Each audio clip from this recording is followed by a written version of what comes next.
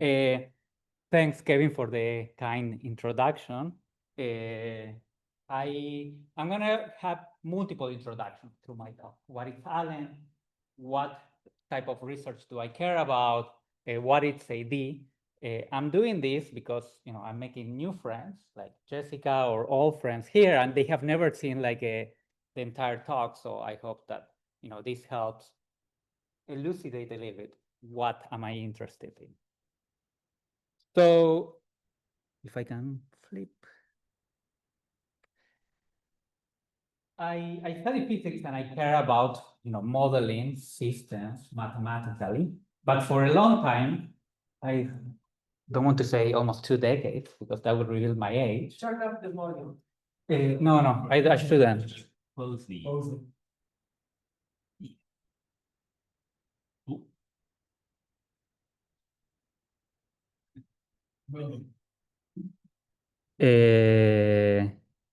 That's revealing my talk.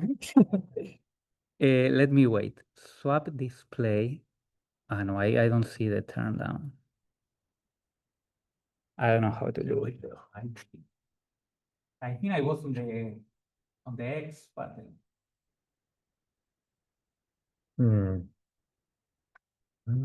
I can do this, and then this. Is that just there? It's there. We should just share screen real quick. Oh. No, it's there. We'll close it. Something. Share. Back to there. Yeah, okay. You can see your screen. Perfect. As I should. I think we are good.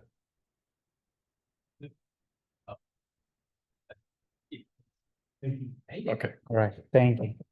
All right. That healed the trick, but on top of the math that I care about, what I have been interested is in understanding how does the brain is able to generate the normal set of rich and repertoires of behavior that we are capable of, like playing soccer. Some people better than others, and there is like my Argentine nature revealing how the brain is able to support thinking or socializing.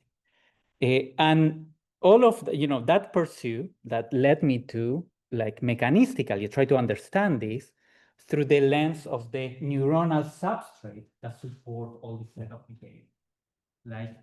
And when we start looking at the brain and the neurons that the brain is composed, we immediately see that there exists within the brain a big number and a multitude of different set of neurons.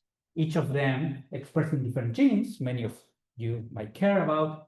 Each of them coming like in different flavors, like different morphologies, like having different electrical activities and connecting to different type of neurons by themselves. And what I'm showing you here are examples of the local inhibitory neurons in the cerebral cortex.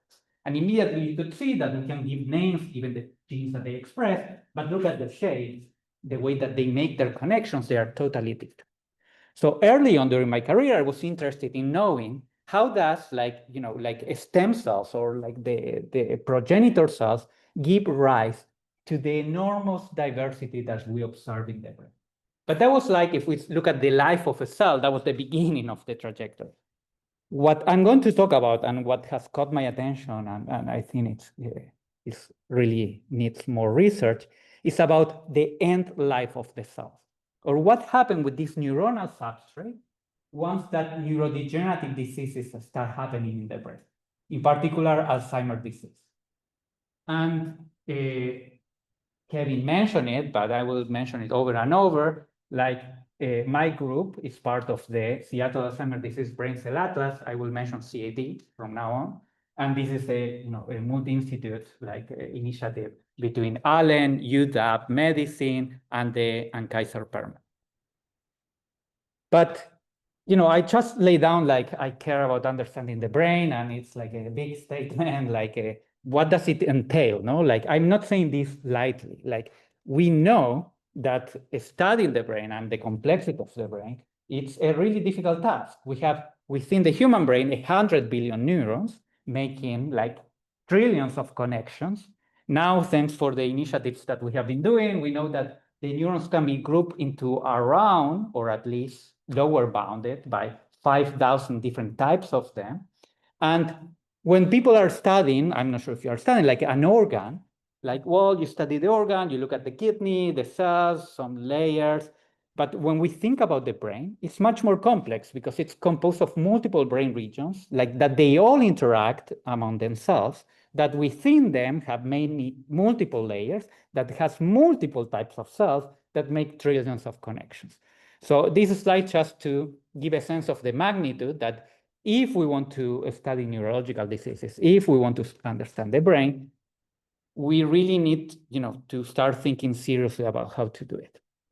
And a lot of progress has been made, I will claim, through the use of these technologies that allow us to isolate individual cells and start looking, for example, at the characteristics of these cells. For example, the genes that each of these cells express, or different aspects of the DNA or the chromatin.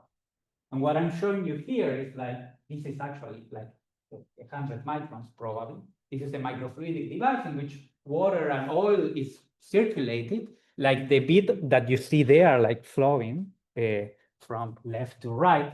It has reagents, and the cells are encapsulated in these oil droplets with the reagents, and now we can perform some chemistry and measure genes or chromatin, as I was telling you. And the result of using this technique was the creation of this early draft that I'm showing you on the left, the paper, of the types of cells that can be found in the human brain. This is the first draft that was profiled with these techniques. And then a much lower, let's say, high throughput or sample size. On the right, I'm also showing you part of this was like an entire science takeover of the entire journal with multiple groups, a BICCA initiative supported by NIH. Here, what I'm showing you are some of the morphologies that these cells have, like that you can observe. And measuring the morphologies, it's a little bit more tricky. So we don't have, at the level of the cells and the gene expression, we have millions of cells. At the level of the morphologies, maybe we have 10,000, hopefully, just because it's much more difficult to.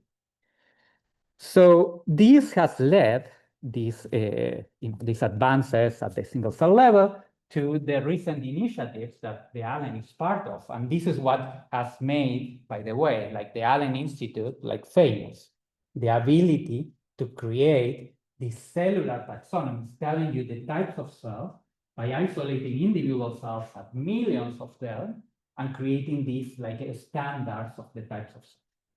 Our new initiative is trying to harmonize, for example, human macaque, marmoset, and mouse. It's called a Human Mammalian Brain Atlas, and we'll try to generate not only single cell data, omics, like single nucleus RNA-seq, ATAC-seq, also try to measure the electrical properties, measure the morphological properties. And then something also that has characterized the Institute is that once that we create all these data sets, we want to give it to you, to the community, for you to download, to use it, but also to create tools in which you could quickly explore. Let's say you do a statistical algorithm. You found some differences and you want to check, hey, is this significant? Does it have anything to do with disease? You can quickly go to the web page and explore and maybe look for your gene, look where it's expressed, how is it changing with disease, and hopefully support your research and give it significance. And something maybe that characterizes that the Institute, that this part is thought of like industry. We create products for the community. We don't charge for them, but still, this is the way we are thinking. And, looking forward, the whole idea of the Allen Institute starts to kind of merge all of these data sets, all these big profiling and this detailed knowledge of the brain with Google Earth, let's say Google Maps, and create tools and a kind of Google Earth meets the Human Genome Project, in which you are going to be able to explore all the modalities across all the brain regions, all holistically, and having a go-to place where you can not only download the data, but also explore it and extract knowledge from it. All of this is at the atlasing level. how does this fit within the disease initiative? So the idea of CAD was to take this cellular taxonomy, harness them to study what are the changes that are happening in the brain, but projected in these cellular taxonomies. Meaning we know the types of cells. What we would like to know is like how they are changing as disease is progressing in our brains. So CAD, the first instance, and the first level of analysis, was published last year. You have the data sets out there. But what we were aiming to do was to generate and profile one brain region, the middle temporal child, and collect a lot of data that relates to the pathology of Alzheimer's disease. Okay? And at the same time, in the same donors, in the same brain region, to collect all these cellular and molecular data sets, like single-nucleus RNA-seq, ATAC-seq, multiome, together with having in the donors the entire clinical history and multiple other variables. And the idea was, again, to take all these data sets and try to identify what are the cells that are dying, what are the cells that are affected, maybe they are multiplying, along disease progression. And trying to see maybe in one brain region, in this case, like now we have the entire brain. So keep in mind that whatever I'm going to show you now in 1 year, we will have to do it 10 times, because we have 10 more regions. Okay, and as I was telling you, this is the entire team. This is a massive initiative, brings together UW Medicine, Kaiser Permanente, the Allen Institute, harnessing the expertise of each of the sites to create this holistic representation of disease. So I have a small, computational statistical interdisciplinary group that is embedded within the CAD initiative. And what we are trying to do is to create probabilistic algorithms, deep generative models. Now we are changing keywords with foundational models, to try to understand how does Alzheimer's disease progress and what are the consequences on the cells of the progression of the disease. Okay, and depending on the type of, the quantity of the data that we have, the magnitude is the type of models that we use. So we use I love probabilistic graphical models. So even, I always draw plate diagrams. Even when we do deep generative models, we keep drawing plate diagrams. And now when we are using transformers, we have kind of plate diagrams on the back. So anyway.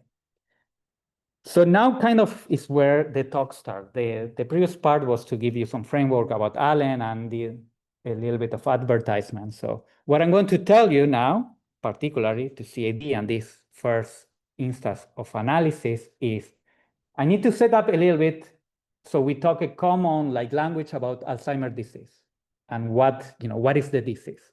And then I'm going to show you two types of algorithms, enacting a little bit this idea of how does an interdisciplinary group work within this big initiative, and how do we contribute to the understanding of AD? Okay, I talk quickly, and I'm bombarding you with information, but 4:30, no? It's when it finishes. Okay, all right. All right. It's important to study Alzheimer's disease because it has become a major health crisis. It's the most common form of dementia. Dementia is a big umbrella that it could be caused by multiple diseases, but Alzheimer's disease is the most common cause of dementia. And it's affected a lot of people over the age of 65. We know the clinical presentation is a little bit terrible. It has cognitive decline, memory loss, executive function, impaired reasoning. We lose basically who we are. What we know about the disease is that right now we don't have any cure, although there are some treatments that are in the clinic. I'm not going to get into those, but there are ups and downs to those. Let's leave it there. But what we do know is that Alzheimer's disease is not part of aging.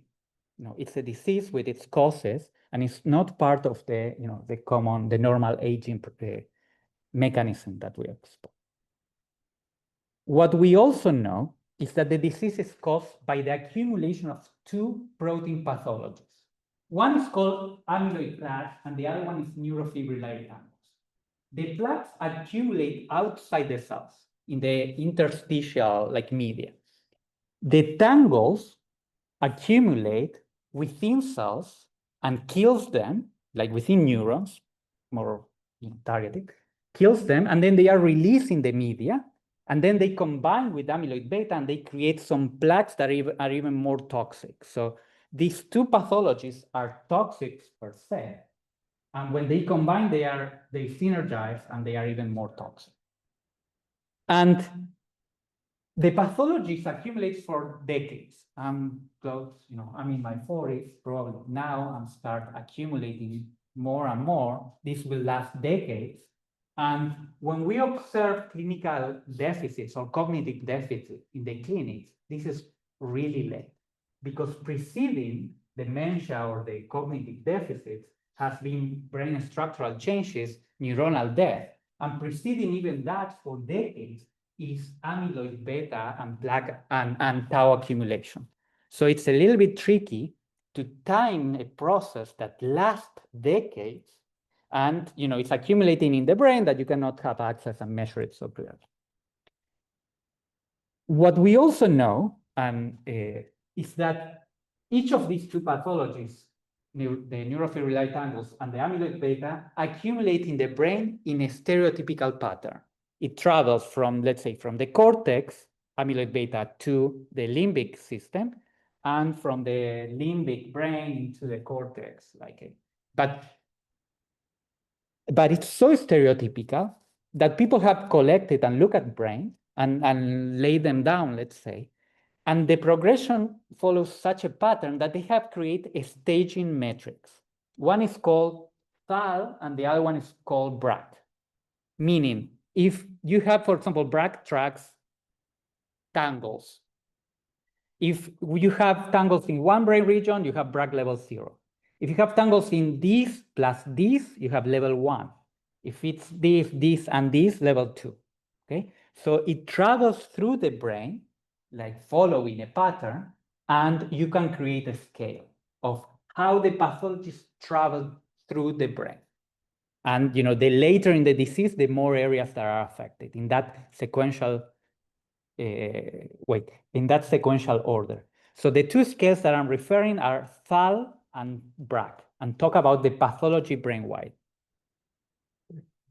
Specifically, Yes. so co-pathologies will change this. No, so I used to have the word somehow stereotypical, because the way I think is co-pathology, some of them will accelerate the disease. For example, PTP43, but will not change the area.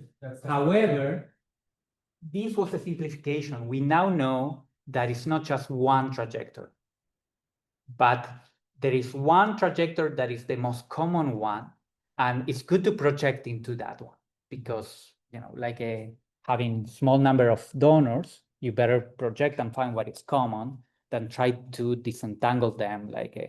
But let's think as a physicist, as a first order approximation, it's a good there is a trajectory of Alzheimer's, but it's a good clarification. Okay. So for the connoisseurs, there are subtleties, what I'm saying. So what I'm going to tell you now is how did we create two types of algorithms trying to first map the progression of the disease and then look at the cellular consequences. So to map the progression of disease, as I have been telling you, the disease is characterized by the proteins, amyloid beta and phosphorylated tau, or tangles. Okay? So what the team did at the UW Medicine was taking this brain region, sectioning, and color-coded, let's say stain, I'm not talking proper, but revealing aspects of the disease. For example, in the first one, what I'm showing you is they take the slides of the brain slides, and they apply a stain that allows you to look at neurons. The other one allows you to look at the protein pathologies, amyloid beta plaques. The other one, the tangles. The other one is alpha-synuclein, another co-pathology, well, but and another one is astrocytes. So they apply these stains to quantify the protein pathologies, or to observe at first the protein pathologies, and then certain cellular populations like neurons or astrocytes. And then they use machine learning, like regular, like UNets, like machine learning methods, to create masks and now quantify. So now we can measure for each of the donors how many neurons are there per unit area. And we know the neurons are dying, so that will be a decreasing count. How many plaques are there? So if we start setting this like as a mathematical problem, like, so what we have is that for each of the donors, for each of the column, we have a set of features that describe all the cellular and protein pathologies. And the idea is, this is the first problem that we were tackling, is that how do we order or like arrange them in a way that will recapitulate the progression of disease? Andrea, you have it. So, you think with dead people, these are the people Yes. that are alive. So And they were all having the pathology, or are you able to do it, you know, in people that didn't show any symptoms and you can do the progression? this is a good one, like What? some of this is a good question. Like some of the slides are removed just for the sake of it, but the first thing that we actually did was recruit a set of cohorts, 84, let's say 100, think about order of magnitude, which is small. And this is what is called a community cohort. So they enroll, and as soon as they pass away, we profile them. So they donate their brains. So this is dead people. We take their brain. We can do with some politicians, but right now is people that thinking, believe in science, like but no, coming seriously, because this is like honoring their commitment and their families, so it's not a minor thing. And yes, some of them have dementia, some of them don't, and because it's a community cohort, they more or less expand somewhat the range of disease. But they are quite old, these cohorts, so they will be tailored towards the. But the selection bias maybe was the study start, the study end someday, who was part of the study, who passed away, and the tissue could be collected.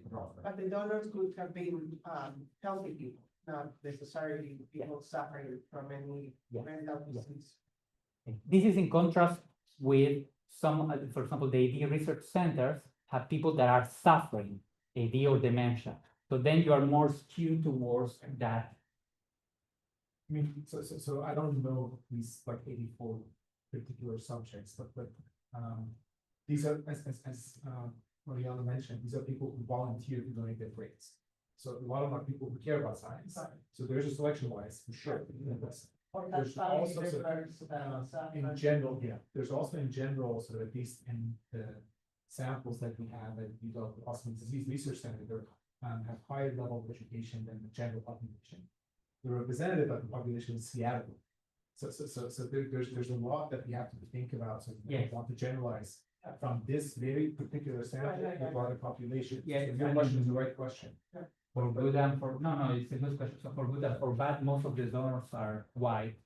Yeah. So like we don't have that much heterogeneity, which is the downside. But well, at least the cohort is homogeneous in that axis, at least. Okay. So then again, we created this matrix. Let's recap there. Like donors, features, they represent disease. And the problem we want to solve is like, we want to get, like, for example, for multiple measurements for each of the donors, we would like to reorder them or permute them in a way that on the left, let's say, they all have low pathology, and on the right, they have high pathology. So we are kind of recapitulating the progression of disease. The neurons will go down because we know a priori that there is neuronal death. And we could think of that what we were trying to solve is like multidimensional probabilistic ordering, because we know that the measurements that we obtain are subject to noise, they are not perfect, and we know that if you have just one measurement, you cannot do much because the only thing you can do is sort them, right? But when you have more than one, you can start thinking about statistical. And maybe just to think about it, what we are doing in certain ways, thinking there is a biological process, which is the disease, that is progressing in some, multidimensional, or we are going to think one-dimensional like process. On that process, we're going to have samples from that, like with certain like probabilities. So we are going to sample that, and that's the cohort we collect. On those donors, we are going to measure aspects of it, all right? And those measurements are corrupted by noise, like intrinsic measurement. So, and I'm framing it like this because when we begin, so okay, how are we going to solve this quickly? We start looking for, because again, what do we want to do? We want to order the donor and hopefully assign some type of clock or severity scale to each of them. And at the same time, we want to find or model the measurements that we are obtaining. Okay, so this is all fully parametric compared to yes. So you're making a differentiation between a disease clock and a calendar clock, basically. So Yes. your notation of T, you're calling T the clock of the disease. Is that Yes, yes. Let's not talk about clocks because then it becomes, let's think about some type of severity. At 0, this variable will live between 0 and 1. At 0, no severity, no flat neurons in there, random human like a proportion. No. At 1, you have the maximum set of plaques, like a neuron that has curve. And probably we are saying at 1, dementia, at 0, no dementia. Okay, and we are doing this because just maybe to bring a little bit the feel and some of the hypotheses or some of the work that inspired us was that people that have been trying to do the same problem parametrically have been thinking, for example, at some problem that is called linear regression without correspondence, in which you have measurements and you want to infer a latent variable. You know aspects of the structure of the noise, the covariances, etc. And you know the function, kind of the loading, if this was kind of linear easy to think of, but you don't know the correspondence. You don't know the permutation between, the transformation that aligns the latent variable to the observations. You know how it's transformed. You know the function that transforms the latent to the, this, through MLE, there is consistency results. You can infer this case. You can infer the permutation and the latent variable in this case when these things are known. The other problem that we were looking at is flipping the way. Like the latent variable, it. So sorry, this is the notations of the paper. So X now is not latent, it's observed like in this paper. So the observations in that, you have the latent variable, but you know aspects of the noise. But what you want to infer is the function, the transformation that goes from the latent variable to the observations. And what they show here is that to be able to, and when I mean like finding is recover it, like under, identify the function, find like solve this, the problem is non-degenerate. Like you can solve this when F is monotonous, like there is F has mono. So basically it's thinking like we have the latent variable on the x-axis, we have the observations on y, you are doing a one-to-one transformation, basically like shifting, like. Sorry, but do you know the T? Do you know the Yes. severity of disease? So when the No, this is no, wait. These are different problems. Like I'm saying, let's think of this framework. There is a process that is latent that we want to infer, and there are observations. Just said, no. These are papers that were out there with similar problems. Like in this case, they were trying to find measurements, and this actually age this paper. So they know the age, and they were recapitulating clinical or trying to predict clinical aspects. I don't know. Okay, and they claim when we know the nodes, we can recover F if F is a one-to-one or monotonous. And R is unknown. R is unknown, yeah.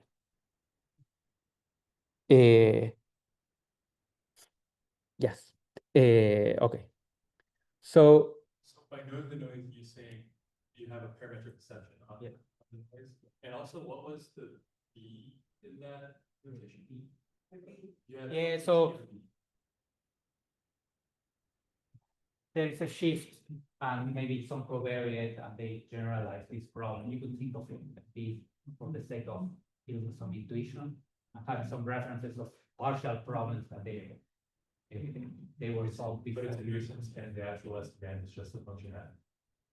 The key part I will focus on. Like this one, they claim is also identifiable under certain conditions of the covariates, I think. Okay, so again, what we would like to do is to model the transformation or the measurements and also infer the latent variables. So it's doing what both papers have done at the same time. So what, again, I said that I like probabilistic graphical models, so I'm going to build a diagram of a parametric model for solving it. So our measurements are counts. So it's a Poisson distribution that corrupts our measurements. And each of them is like, let's say, the number of plaques per unit area. All right, so we have observational noise. And we solve the problem in multiple ways. But in this instance, we are going to infer these latent variables, separating the problem into two. First, we are going to infer a permutation of the patients, the optimal permutation. And then once that we infer the permutation, we're going to infer for each of the patients this scale of this T, a scale of disease severity. And I'm giving away by saying time and time, but let's not think of. That's a scale of disease severity between 0 and 1, okay?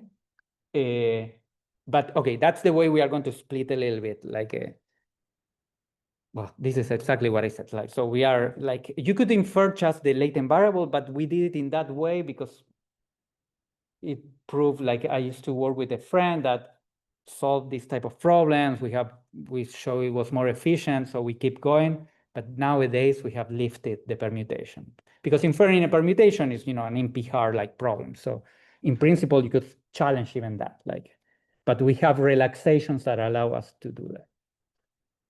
All right.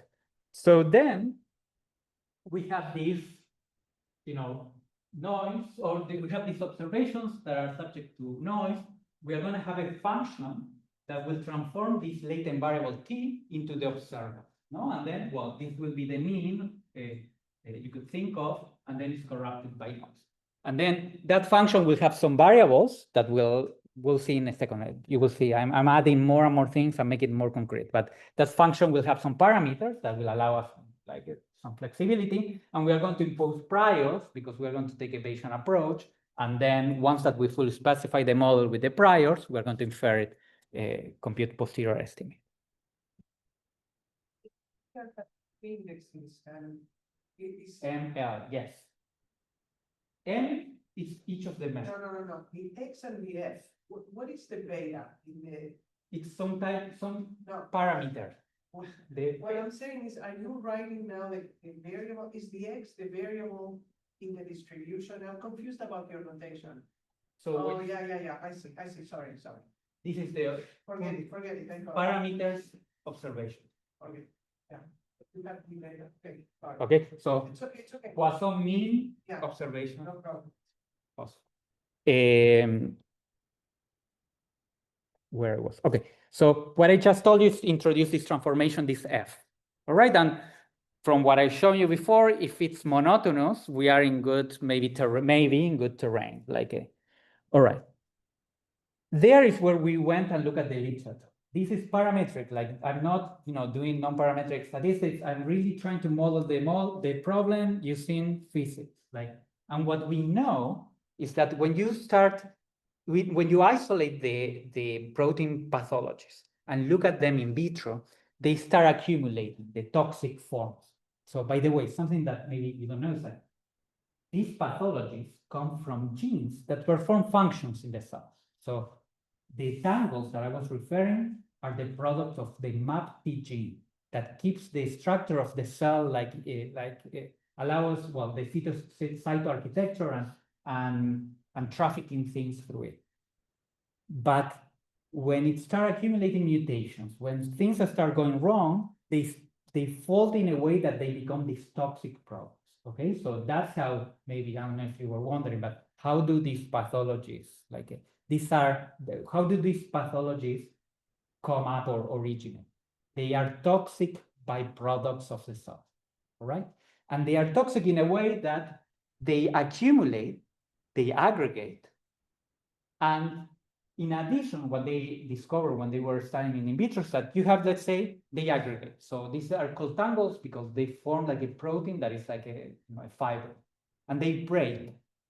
So a process that accumulates or grows and break and multiply can be described by an exponential. All right, so that's the functional form, which is monotonous.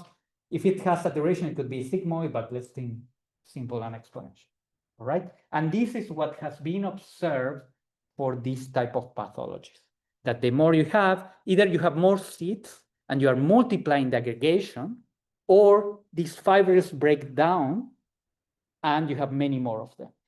Aggregation or growing plus multiplication is an exponential process. So this is what's going to fully define the model. Like, we are going to have some prior on the permutation of the donors, given our cohort. We are going to assign a prior to this latent variable that assigns disease severity between 0 and 1. We're going to have observations that are corrupted by noise, but the mean function that we observe is an exponential, that is the transformation with certain variables that have all priors, and we are going to compute posterior estimates. And the idea, again, like, low values in the exponential, time closer to 0, large values close to 1. By specifying the variable living into 0 and 1, we are breaking some indeterminacy of the scale. The variable has to live between 0 and 1. The function is monotonous. So in that way, we were able to, if you think in a frequentist approach, not in a Bayesian approach, you can compute identifiability assumptions. We did inference, we can talk about it, like using MCNC or variational inference. For variational inference, we use a Singhorn approximation, which is a relaxation of the permutations. You could ask about that. But we are going to compute posterior estimates on all of these parameters. What L is here? L, okay, good. Should be more. At this level, it's not. So we have the cerebral core, and we are measuring the pathology. M is each of the measurements. And in this case, we measure in each layer or L. Or in the future, we didn't measure, not in this work, but we dropped the L. It was too complicated. So we have broad quantification, but So with the hyper prior, you're just shrinking them towards, say, the similarity across them, not necessarily respecting the layer neighborhood structure. Yeah. We studied that a little bit, and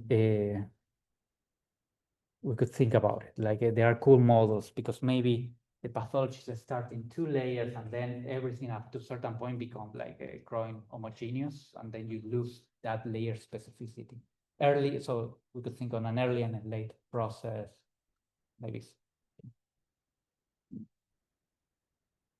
first order approximation.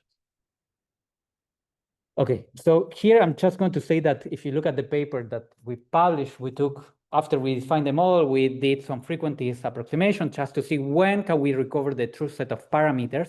The betas allows you to specify the measurements. The T's allows you to specify the scale of disease severity.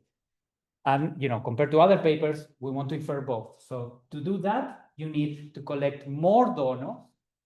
The more donors you have, the better you define the scale. And you need to, or the better you define the measurement, how it's changing. So you could infer betas better. When you collect more measurements, now each of the donors has more and more characteristics or features. So then you define the T better. So only you don't have biases in the estimates once you make both of them tend to infinity. Does he also go to infinity in your case? No, in our case, we have 100 donors, and No, but so you have a stable observation, right? no, but we have multiple measurements. Measured like a beta, tau. The more measurements you have, So it doesn't have to be It doesn't have to be over time, measurements over time, No. measurements on different pathologies. So you didn't challenge this, but there are multiple assumptions. We are thinking that each of the donors follows the same trajectory. All right, so when I showed the first diagram early on, so that's one that is a key, not the speed, but the trajectory at least. I see, so you could say that it's tau first, and then it's eta, therefore, so there's that trajectory, that's how you use.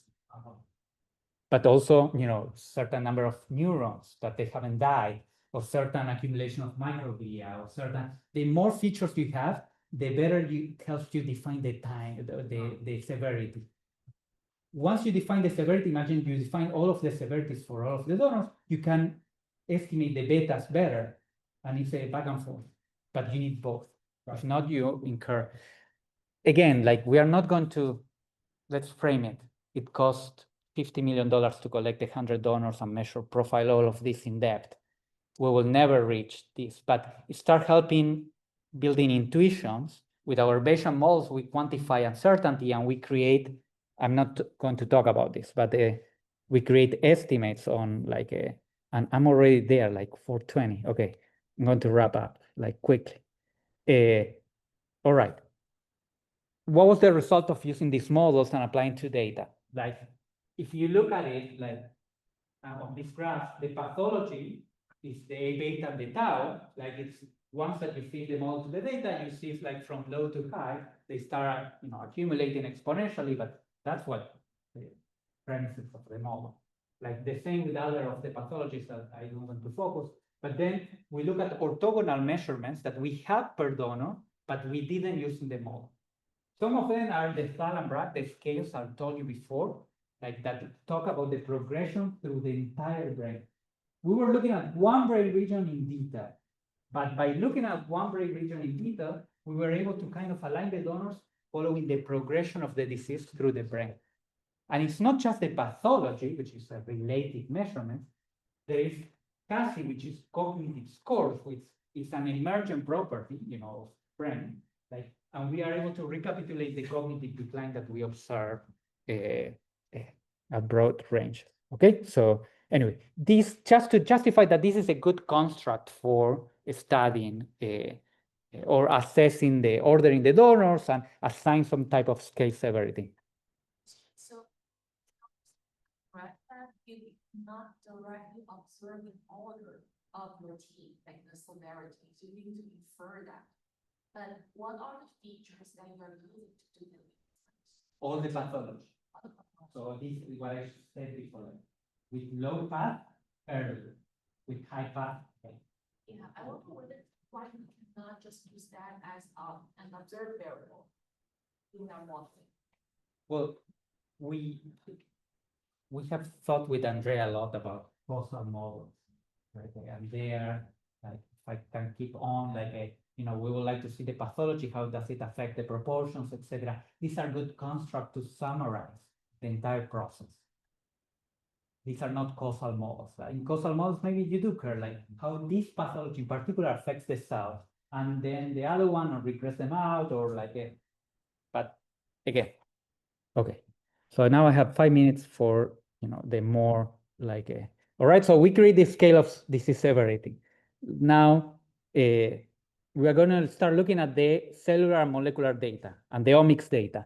And if you haven't seen this, how many people haven't seen that UMAP of single nucleus RNA-seq data? Okay. We typically observe our data by looking at these points that we color code them. They are like arranged by similarity, because this is, you could think like a sophisticated PCA or nonlinear PCA. And we color code them once that we know the types of cells. So there is certain, like if these were the interneurons or the neurons, one of the types of neuron, the genes that we use to build each of these points, each of these cells, will have some noise, some variability, but all of them are similar and they are arranged here. So building these diagrams from these, millions of cells at all the genes that we profile, it's something that we do care about, like to explore how the data, like visually, like it's represented.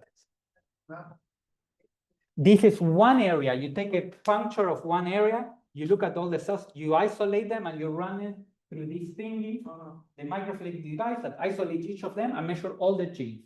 So now we build matrices, cells in one donor, in one brain region, but all the genes. So when you project each of the cells to 2D instead of 30,000 genes, you get a bone. And the similar cells. And we not only measure, the next set of problems is like that I'm going to, or algorithms I'm going to talk about is like, we not only measure the genes, but we also measure the DNA, all right, aspects of the DNA. But the cells are the same. So we have inhibitor interneurons, let's say. How do you deal with them? Or how do you take problems in which you have cells from the same donor, from the same region, you measure two different aspects, but you would like to collapse them in each of these cells will allow you to represent the information from multiple views. It's like saying, I don't know, a cat, just to simplify, a kite is an image of a cat, is the word of a cat, is the sound of a cat, all right? So how do you build these multimodal representations so, biologists can explore them? And as I said before, I love, probabilistic graphical models. So we are going to define a Bayesian model that will allow us to infer a latent variable now that captures the cell state.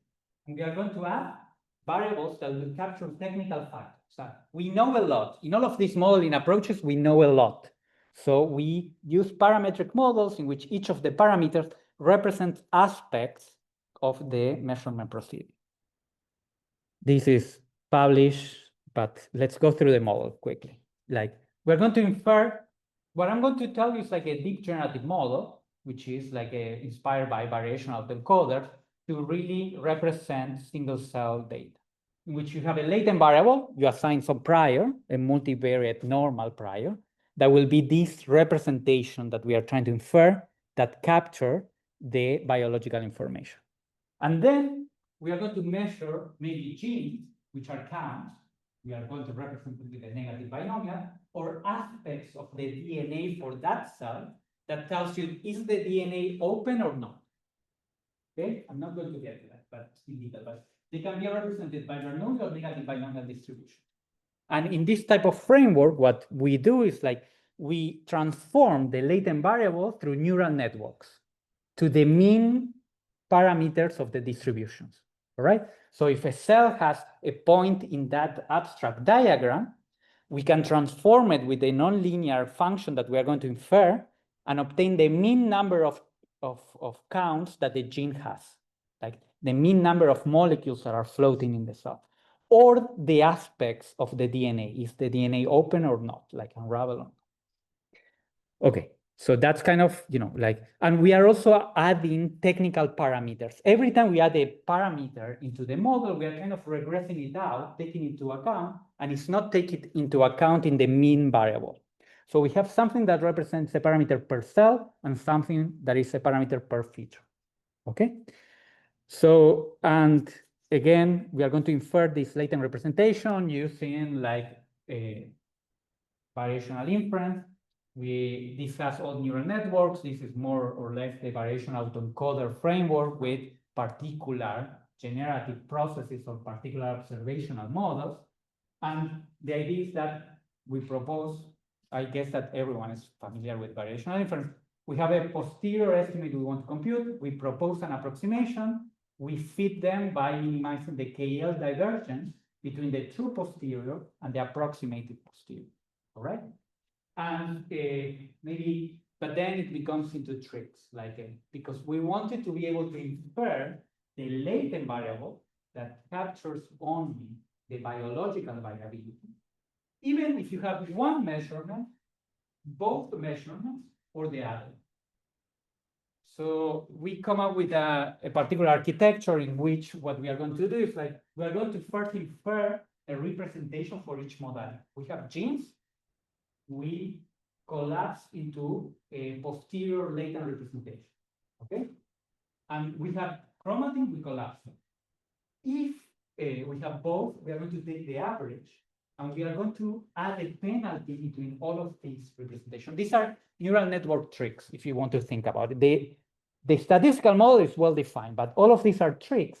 So then, once you train the model, you expect that after training, the training equilibrium, all the representations are the same. So basically, if you have chromatin, you compute a biological representation that is equal to the mean representation if you have all the features, or it's equal to the representation of the array.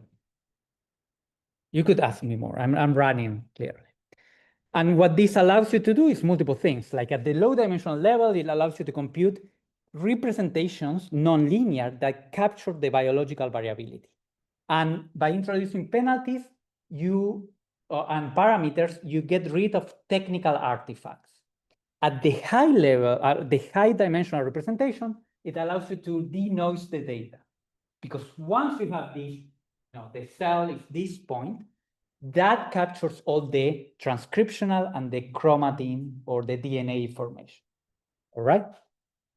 Again, like I'm guessing we could talk about it, but this is similar to a variational autoencoder framework, like the variational posterior is, projecting into a low dimensional representation. The other one, the decoder or the generative model is reconstructing the data. All right, 2 more slides just to tell you how all of these play into account looping back to disease. The first thing that we did was we knew a set of cells, some of them, and we knew the types. This was biological knowledge that biologists gave us. So we took all the cells, like 7 million cells, from all of these donors and create this representation, joint representation, in which in some, we know the cells, but in the CAD cohort, in the cells coming from the donors of CAD, and they're going multiple levels of disease, we don't know the types, what type of cells. So the first thing is that we use these algorithms to propagate the cells, the types, the labels. So now we know across the entire CAD cohort, for each of the donors, how many cells and of what types does the donor have. Okay, is that clear? And we did it, through all of these representations. As I was telling before, the institute is known for creating the atlases and the types of cells, the taxonomy. So the taxonomy is a little bit complicated. It's hierarchical. We have 140 types. It's quite refined, but it's refined to the level we can discuss maybe with questions that I'm going to put the 2 algorithms that I have shown your models together. On the one hand, the deep generative model allowed me to quantify the proportions of cells in each donor. On the other one, the first one allowed me, that we call CPS, allowed me to compute the scale of disease severity. Okay, so I'm going to do a simple linear association, and I'm going to explain the change in the cell proportions by the disease severity controlling for other covariates. All right? Just trying to find an association. And what I'm showing you there is the coefficient, the beta coefficient that loads on disease severity. All the neurons have a bar going down, which is negative, meaning as the disease progresses, the neurons go down. Maybe linearly, maybe not, but at least at the linear, we know that they are down. The non-neuronal cells is a different story, but what this allows us to do, and this is the important one, is that for this brain region, it allows us to define the particular types of cells that are dying with disease. And I want maybe, from people outside, bring it into the audience context. If your arm hurts, it's my hand, it's the elbow, whatever.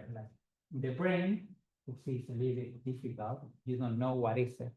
So by doing this, it allows us to pinpoint the exact parts of the neuronal circuit in this brain region that are dying with disease.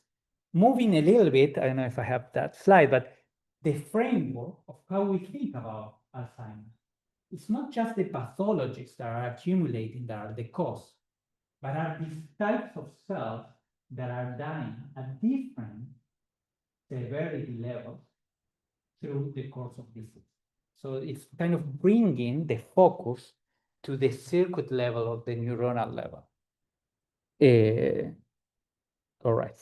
So it allows us to do multiple things because now we can gather like 10 million cells from other studies. And now we have this with these algorithms, we project into the same type of cells and we harmonize the entire field. So now every study that finds something, we know in what type of cells. And this is like multiple studies at multiple years and an integration and annotation, and we release it for the community. I think I hint at this. These are constructs that represent disease, but not causal models. Maybe the causal models will not have a latent variable. That will be a confounder. And that's work that I'm trying to tempt Andrea to think about it more and more.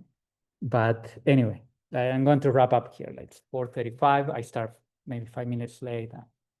So, again, if I want, to recap, what we did was using, like a bunch of patient algorithms, let's say, to try to build the scale of disease severity and put all the changes that are happening in the brain at the cellular and molecular level in context in a same state. And maybe what I showed you was, the types of cells. I didn't enter because maybe for this audience it's not important, but we know a little bit about these circuits. How do they function? And we know if one cell is dying, for example, the SST cells are the early cells that die. And that creates an imbalance in the activity that could justify why the disease is also propagating, because there is more activity, more pathology generation. So, we start explaining aspects of the disease throughout all this process. So anyway, I will finish there.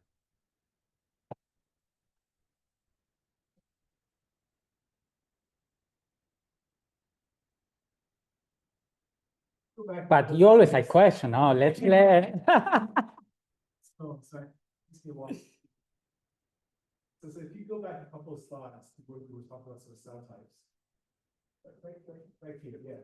So I got a little bit lost here. So how are the cell types defined from the so I get that sort of from the latent representation, you get that sort of cell A, 1, 2, 3, but then how do you map them to a particular cell type here? That's a really long conversation. It's not like 5 minutes because okay.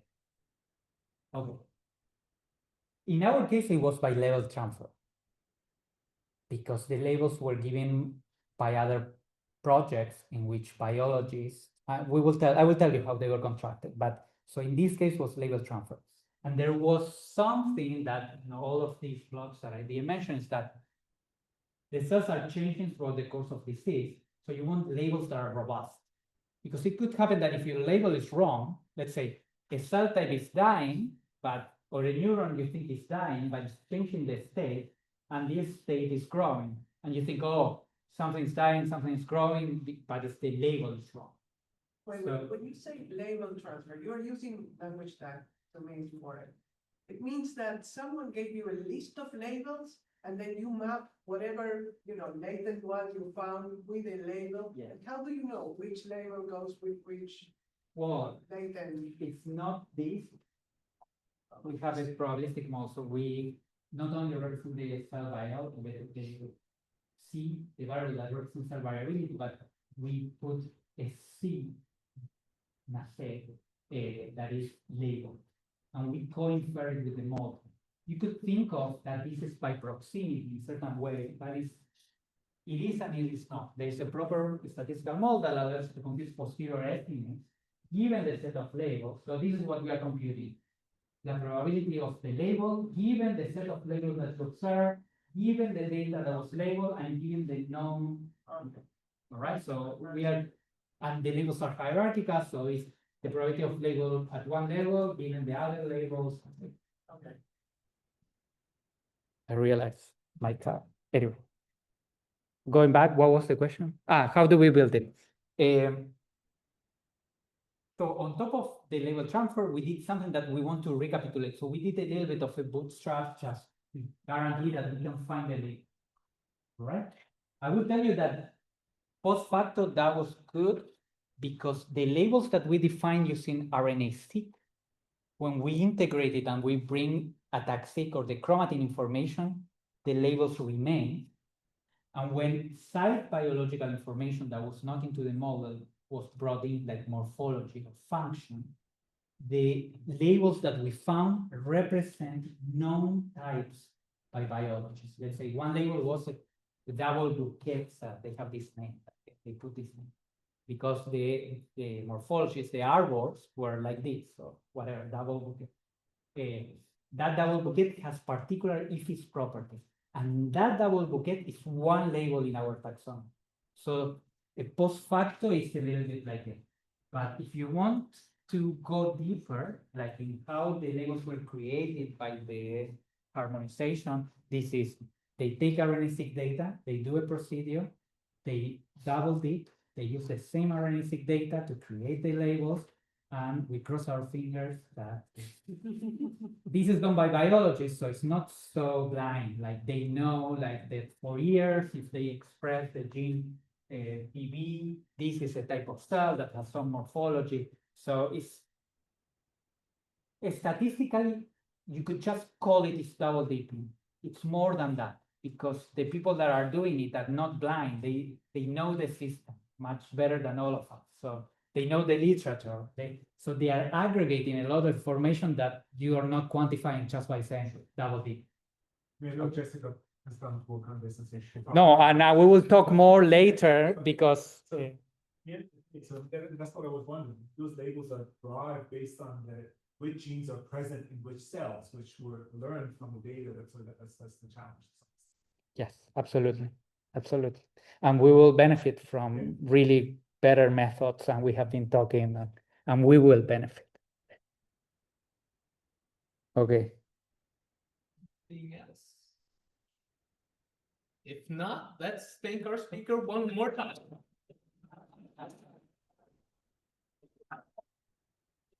And hope to see you all next week. That's fun. Thank you. Let me stop